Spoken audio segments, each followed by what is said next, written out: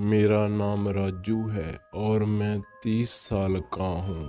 पिछले 10 साल से मुंबई शहर में रहता हूँ।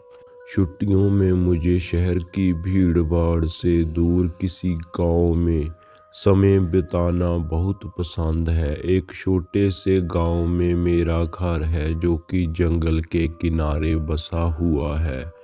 पर एक हादसे के बाद मैंने उस गांव में जाना छोड़ दिया। मैं काम से बहुत थक गया था, मुझे आराम की सख्त ज़रूरत थी। इसीलिए मैंने शहर से बाहर जाने की सोची। मैं अपने घर गया, अपना सामान पैक किया और अपनी कार से गांव की तरफ निकल गया। जब मैं गांव पहुंचा तब शाम हो चुकी थी। मैं लंबे समय से ड्राइव की वजह से काफ़ी थक गया था। मैं सीधे बिस्तर पर सो गया। रात के 12 बजे मेरी कार के अलार्म के बजने के कारण मेरी नींद खुली। मैंने खिड़की से बाहर की ओर देखा पर वहाँ कोई नहीं दिखाई दे रहा था। मैंने अपनी कार की चाबी ढूंढी और अलार्म को बंद कर दिया। जब वह तेज अलार्म बंद हुआ तो मैं फिर से बेड पर लेट गया और सोने की कोशिश करने लगा। थोड़ी देर बाद फिर से अलार्म बजने लगा। मैंने सोते हुए अलार्म को बंद कर दिया। सब कुछ एकदम शांत, चारों तरफ खामोशी फैल गई। अलार्म तीसरी बार फिर से बजा। एक दो बार तो फिर भी चल जाता है, पर बार बार ऐसा तो नहीं कोई मेरे साथ मजाक कर रहा हो। पर इस समय इतनी रात को मैं पर्दे के पास खड़ा होकर देखने लगा। थोड़े समय बाद मैंने चांद की रोशनी में किसी को झाड़ियों से मेरी कार की ओर आते हुए देखा। वह जो कोई भी था वो काफ़ी लंबा और पतला सफ़ेद रंग का था। वह कार के पास आया और उसने अपने लंबे और पतले हाथों से कार को नॉक किया। फिर से अलार्म बजा, पर वह डर के फिर से तेजी से वापस झाड़ियों में चला गया। उस वक्त मैं जान चुका था कि क्या हो रहा है। मैं डर से कांप रहा था। मैं अलार्म को बंद कर उस चीज पर नजर रखने लगा।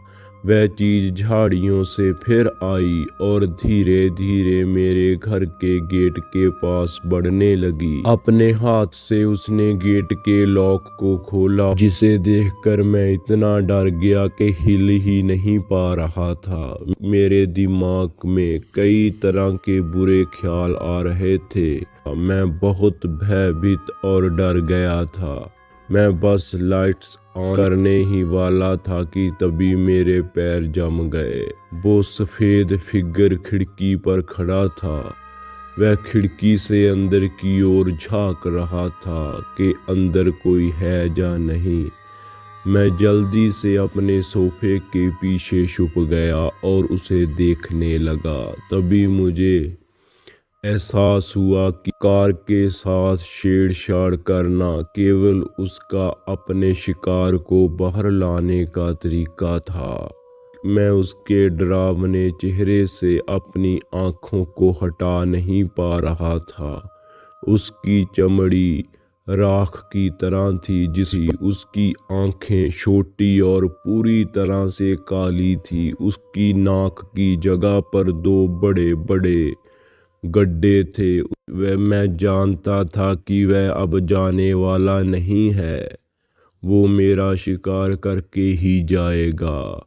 खिड़की के पास थोड़ी देर तक खड़े रहने के बाद फ्रंट डोर की खोलने की आवाज़ आई। मैंने देखा कि वह दरवाजे के हैंडल को खोलने की कोशिश कर रहा था। उसके बाद उस जानवर ने एक तेज आवाज़ निकाली। वह आवाज़ किसी इंसान की तो नहीं लगती थी। वह आवाज़ ऐसी थी कि मानो कोई पागल कुत्ता हड्डी को चबा रहा हो। गहरी तथा भयंकर जानवर के घुराने की आवाज थी उस जानवर की।